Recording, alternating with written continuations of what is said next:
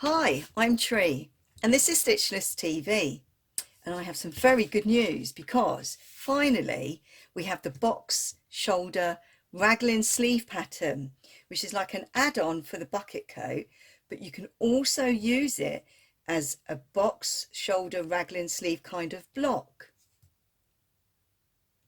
Now with the PDF download that you print at home, make sure you print it at 100%, and it has 14 pages. Now I would say don't be tempted to kind of chop it off at the hem. Leave this length here because you might want to just add a few centimeters extra onto the bottom. When you're cutting out your box raglan sleeve, you do need a lot of fabric. It really is massive. I would say allow an extra meter of fabric, really. I think it's really special. Closer look, and then the back. So I think you can use it like a block because all the work of figuring out the right amount of space and shape is done, and then it's up to how you apply it to your project. But it works really well with the bucket coat, and I have actually made it in terms of the sizing to go with the bucket coat.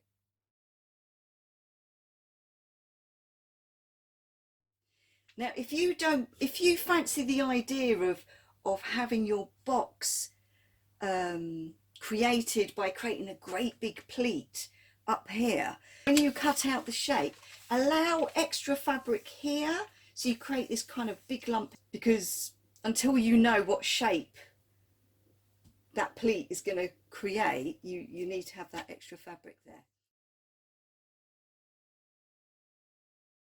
You may decide to reinforce that whole upper area, so all around the kind of boxed part.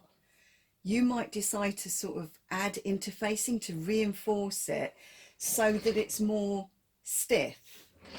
But at the moment, with my fabric, which is kind of behaving like a taffeta brocade, I like how it's holding up.